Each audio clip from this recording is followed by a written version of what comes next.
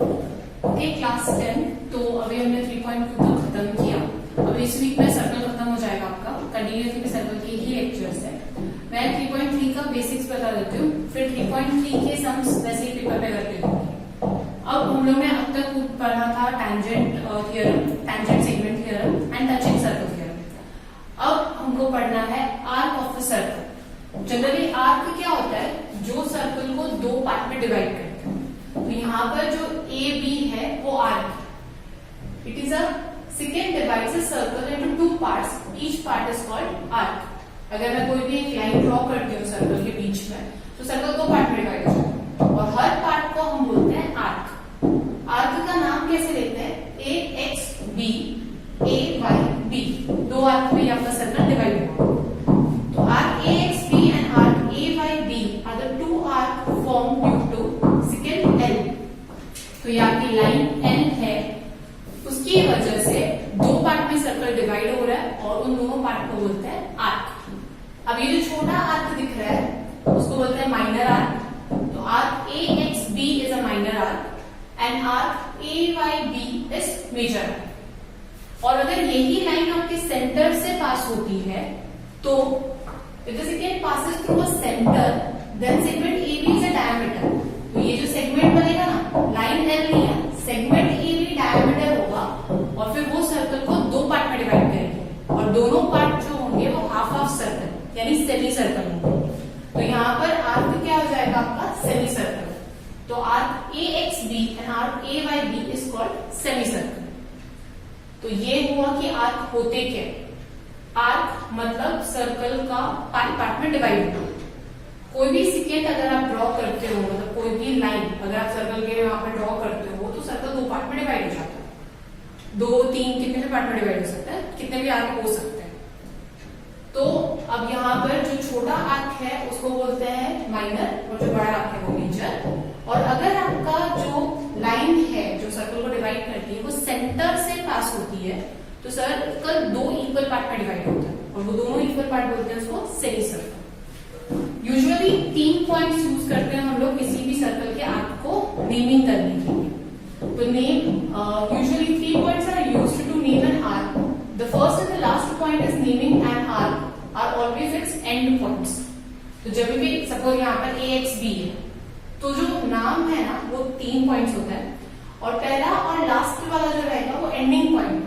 ए X B, ये ए X B मतलब ए से शुरू हो रहा है आपका आर्क और बी पर खत्म हो।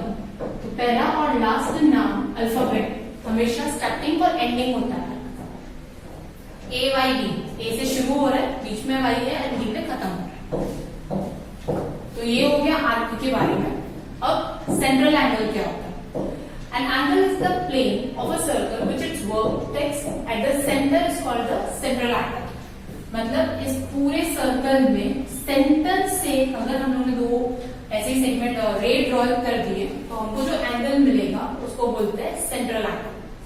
N angle is a plane of a circle with its vertex. Vertex मतलब ज्वाइनिंग पॉइंट।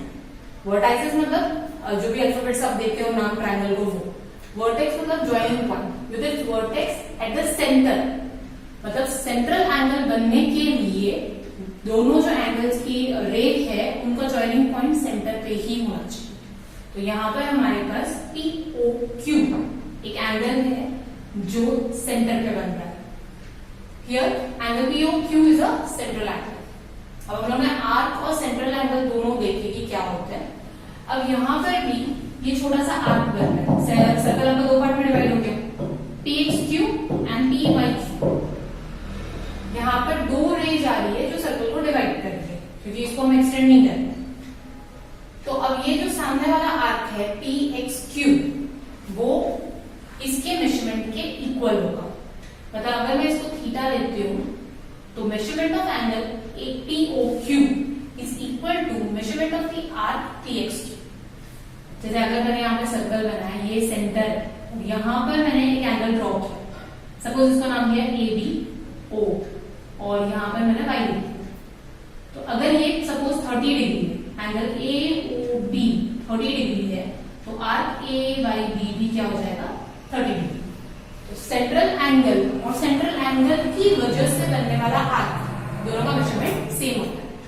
तो यहाँ पर सेंट्रल एंगल है POQ और आर्क है PXQ। ये इंपॉर्टेंट प्रॉपर्टी है।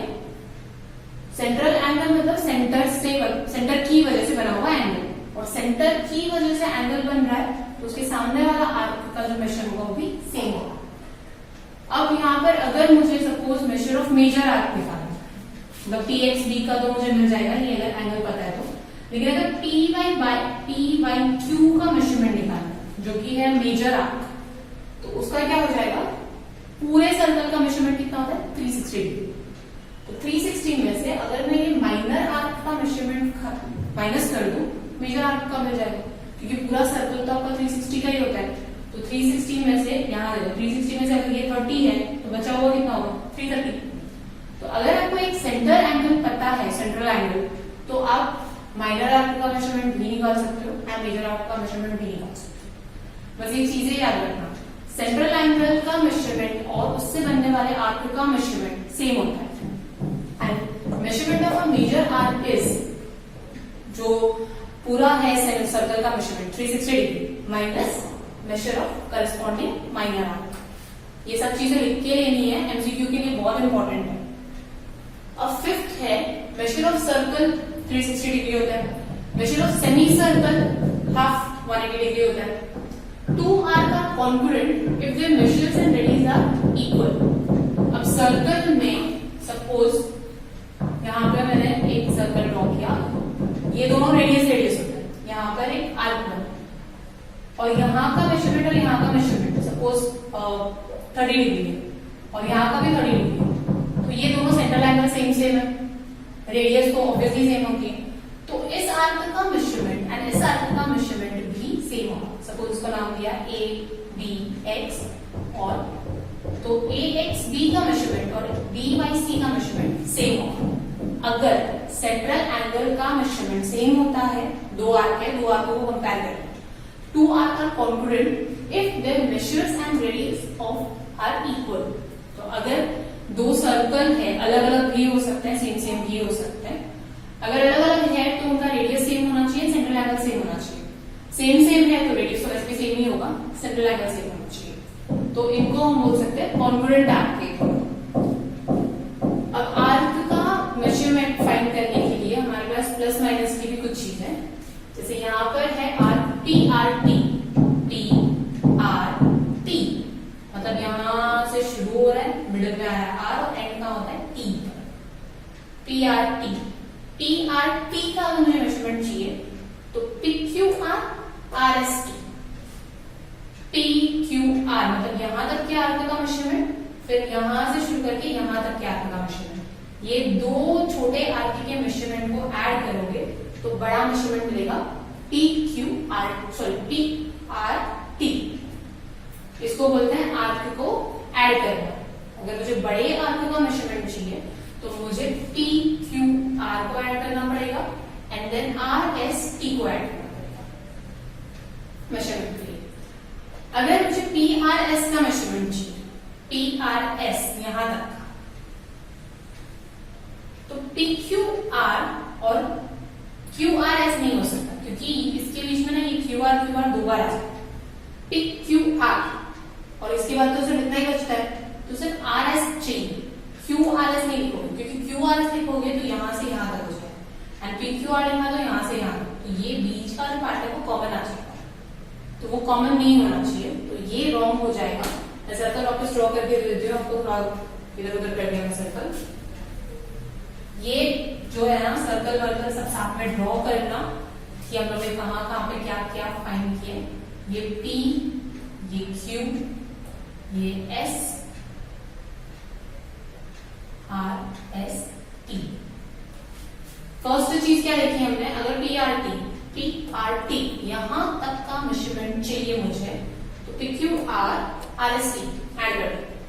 सेकेंड में था PRS यहां तक का मेजरमेंट चाहिए, तो PQR और QRS नहीं कर सकते, दो अल्फाबेट सेम नहीं हो सकते। यहाँ पर QR सेम हो गया तो ये इक्वल टू नहीं होगा।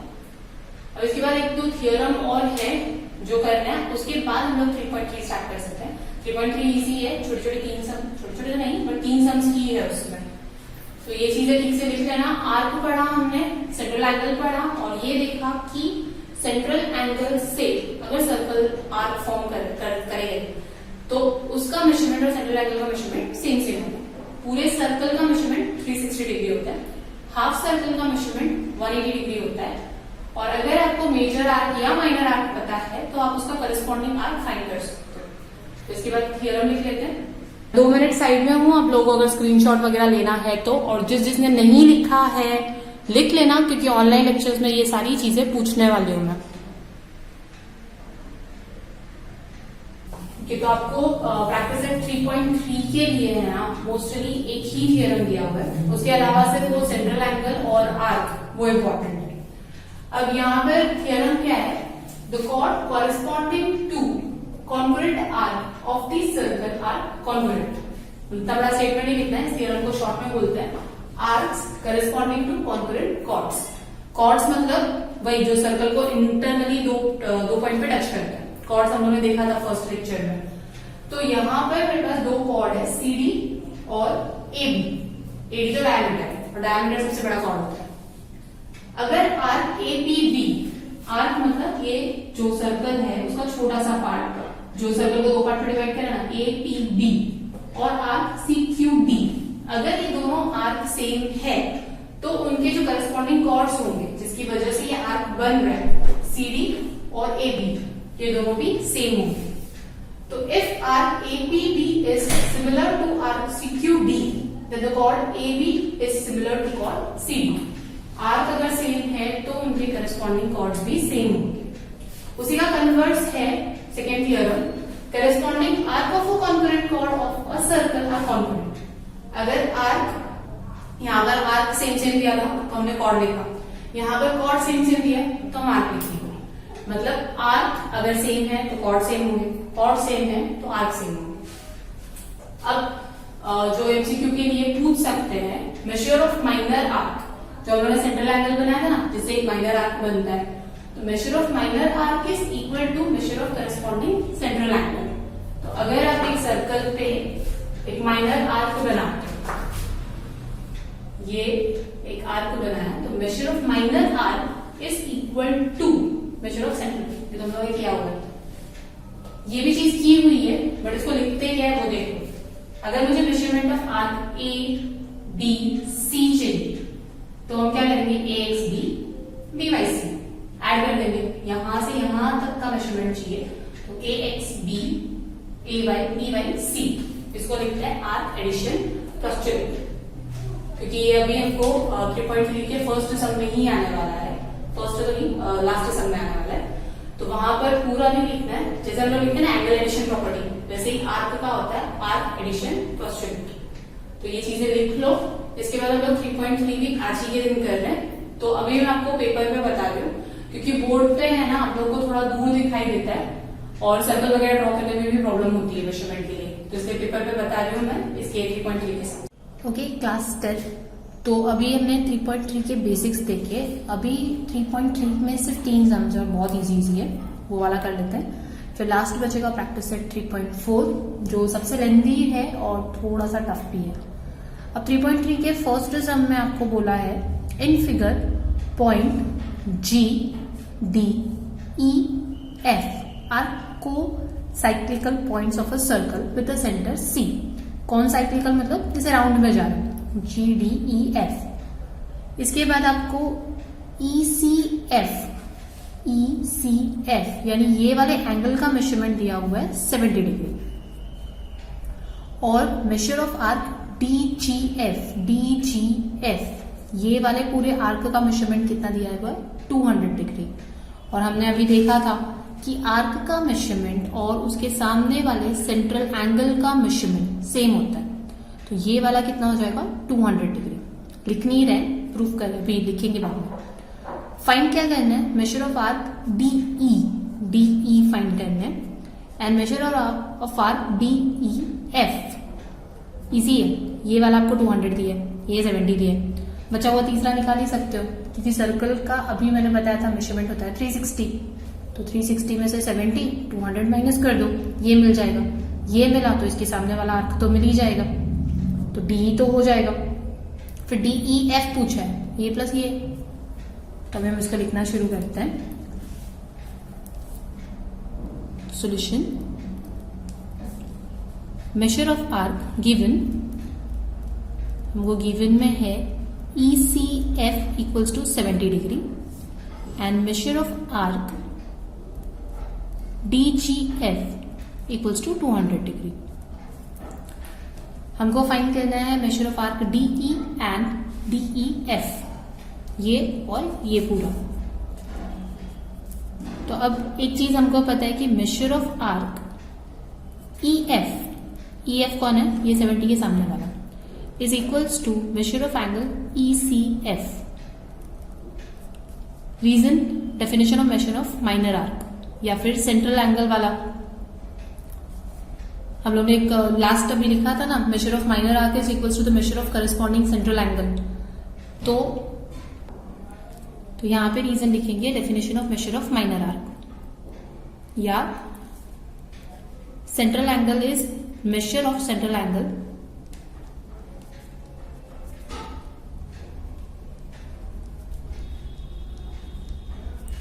is equal to measure of the corresponding arc।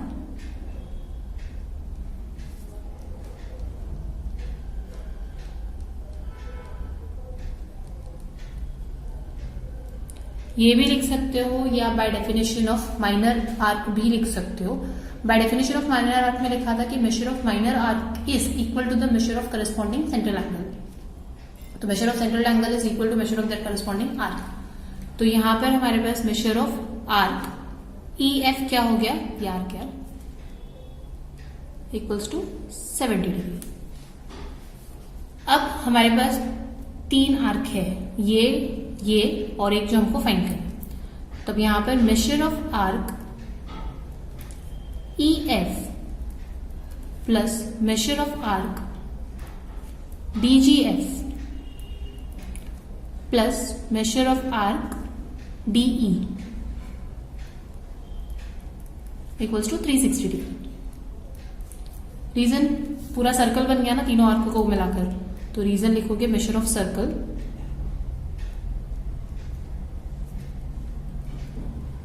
Equals circle is 360 degree. ये हमको पता है 70 डिग्री, ये हमको दिया हुआ है 200 डिग्री। तो मेजर ऑफ आर्क DE तो निकाल ही सकते हैं। तो arc DE equals to 360 degree, दोनों को ऐड किया 270 degree, plus major of arc DE equals to 360 degree. Therefore major of arc DE equals to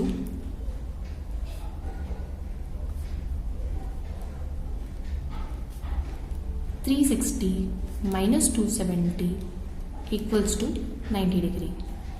तो हमारा पहला वाला काम हो गया, मेजर ऑफ आर्क DE मिल गया। अब सेकंड पूछा है मेजर ऑफ आर्क DEF। तो मेजर ऑफ आर्क DEF के लिए हमको 2 आर्क को ऐड करना है, कुछ नहीं करना है। Major of arc DEF equals to major of arc DE plus major of arc EF। Reason, arc addition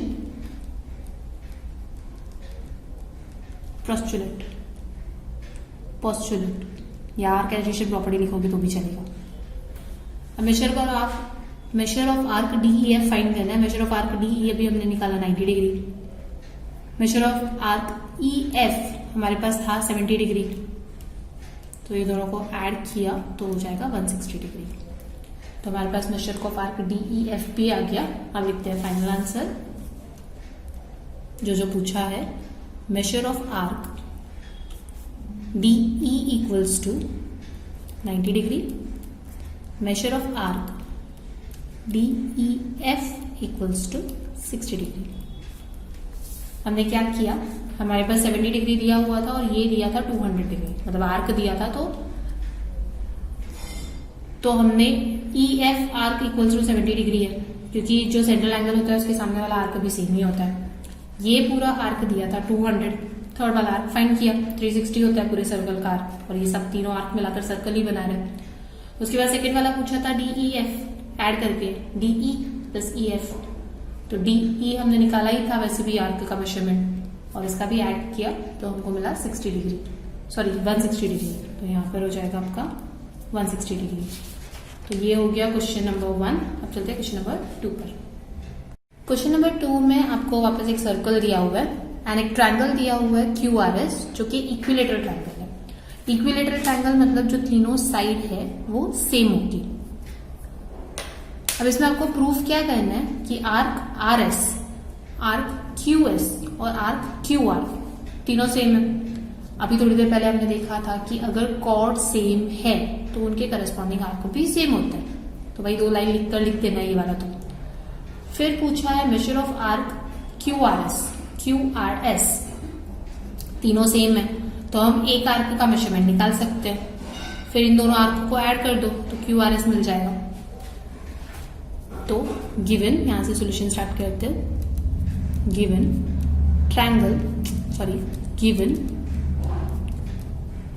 QRS is equilateral triangle.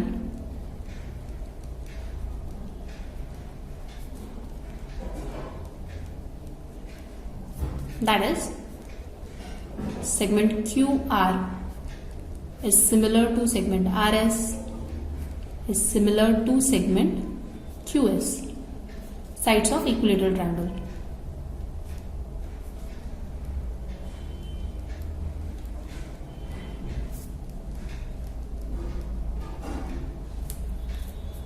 तो इक्विलेटरल ट्रायंगल का मतलब क्या हुआ, तीनों साइड सेम है।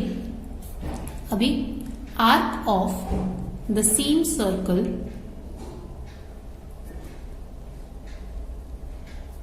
Are equal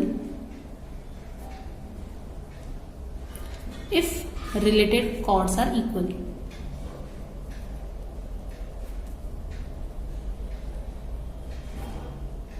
are congruent.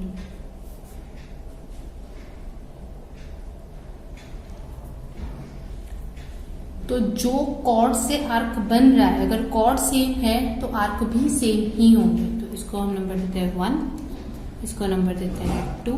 तो फ्रॉम 1 and 2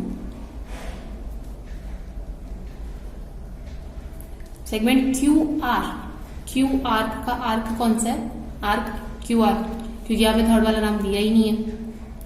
तो arc QR is similar to arc, अभी RS के सामने कौन सा है, RS, और QS के सामने भी है QS। दैट इज, अब जैसे पूछा है वैसे लिख देते हैं। पहले पूछा है RS QS QR, बस एक फॉर्म में लिखना है।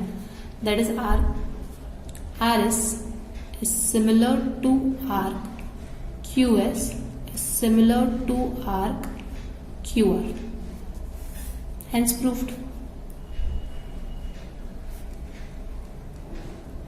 तो फर्स्ट चीज तो हमारी प्रूव्ड हो गई। अब निकालेंगे सेकेंड चीज। सेकेंड में बोला है major of arc QRS 240 degree है, ये प्रूफ करना है। तो हमने अभी तीनों आर्क को सेम प्रूफ किया। तीनों आर्कों को ऐड करोगे तो आपका 360 होता है। Let major of arc RS equal to x degree, that is measure of arc RS equals to measure of arc QS equals to measure of arc QR, तीनों क्या हो जाएगा x डिग्री। और हम तीनों को आर्क को ऐड करेंगे तो हमारा सर्कल फॉर्म होता है, दैट इज 360, मतलब x plus x plus x equals to 360। x हम निकाल सकते हैं। तो अब यहाँ पर तीनों आर्क को ऐड करेंगे। measure of arc RS plus measure of arc QS plus measure of arc QR is equals to 360 degree. Reason, measure of circle is 360 degree. Measure of circle is 360 degree. और ये हमने अभी x assume किया था, तो x degree x degree x degree equals to 360 degree. तो 3x equals to 360 degree, therefore x degree equals to 360 upon 3, therefore x equals to 120 degree. और x हमने क्या अज्यूम किया था, measure of arc RS, therefore measure of arc RS is equals to measure of arc QS is equals to measure of arc QR, सब मिलाकर क्या होता है 120 डिग्री। अब मेनली हमको पूछा गया मेजर ऑफ QRS, तो QR प्लस RS, और हमारे पास है ना QR भी है RS भी है 120 डिग्री। तो अभी हम इसके बाद लिखेंगे मेजर ऑफ आर्क, जो मेन पूछा है हमको QRS equals to major of arc QR plus major of arc QS। तो QR और QS सब 120 डिग्री ही है, 120 degree plus 120 degree equals to 240 degree. Therefore major of arc QRS equals to 240 degree, hence proved. ये हमारा second वाला proof हो गया। एक बार वापस देखते हैं सम में क्या किया हमने। सर्कल दिया था, सर्कल के अंदर इक्विलेटरल ट्रायंगल दिया था। इक्विलेटरल ट्रायंगल सर्कल को हर एक सेगमेंट दो दो पॉइंट पे कट कर रहा है, मतलब ये कॉर्ड है। एंड इक्विलेटरल ट्रायंगल की तीनों साइड सेम होती है, तो हमने सबसे पहले लिखा कि इक्विलेटरल ट्रायंगल है तो सारे जो सेगमेंट्स हैं तो सेम। अब सेगमेंट सेम है मतलब कॉर्ड सेम है, तो उनके रिस्पेक्टिव आर्क भी सेम होंगे। तो पहला काम तो हो गया, तीनों आर्क को सेम प्रूफ कर दिया। फिर सेकंड बोला था कि QRS को 240 प्रूफ करो। आर्क सेम है तो तीनों आर्क x डिग्री लिए एंड तीनों आर्क मिलाकर आपका सर्कल कंप्लीट होता है। x plus x equals to 360।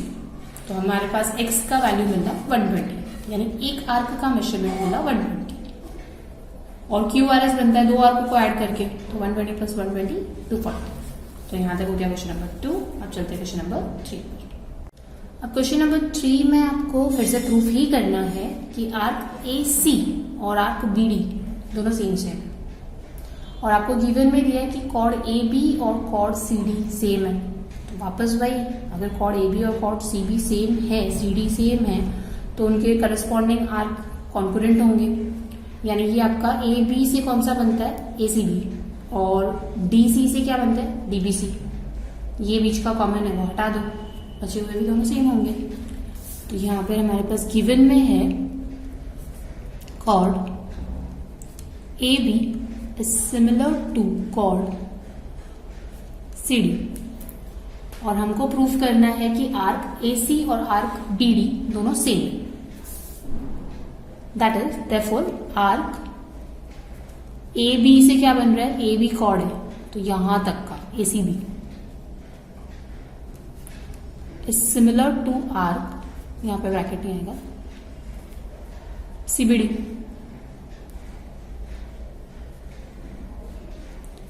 Reason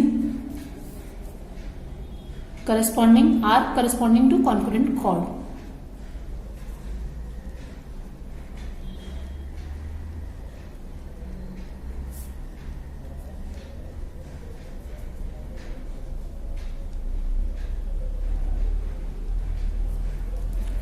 अब इन दोनों का मेजरमेंट फाइंड करते हैं। तो major of arc ACB is equals to ACB is equals to measure of arc AC plus measure of arc CB।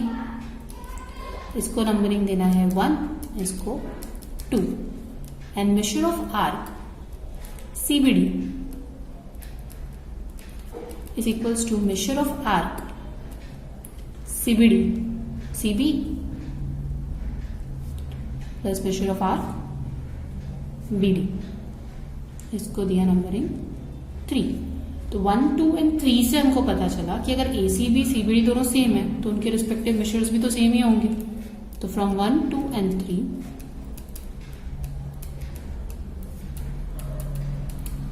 और इसका रीजन लिखना है आर्क एडिशन प्रॉपर्टी या आर्क एडिशन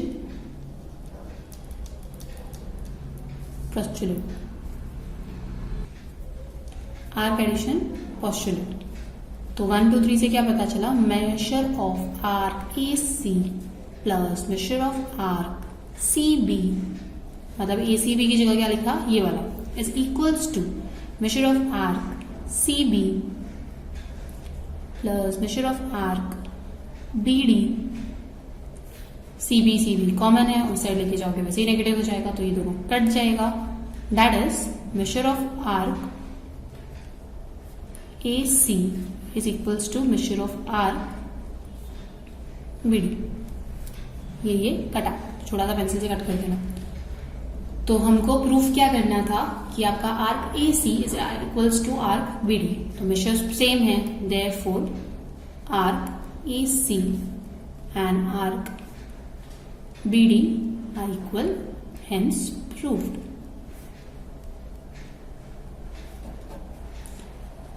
छोटे से सम थे तीनों में, कुछ ज्यादा था नहीं, सिर्फ आपको ये दो चीजें याद रखनी है कि सेंट्रल एंगल और उसका सामने वाला कॉर्ड, मतलब माइनर कॉर्ड सेम होता है, एंड अगर कॉर्ड कॉन्करेंट है, सॉरी सेंट्रल एंगल और उसके सामने वाला आर्क दोनों सेम होता है।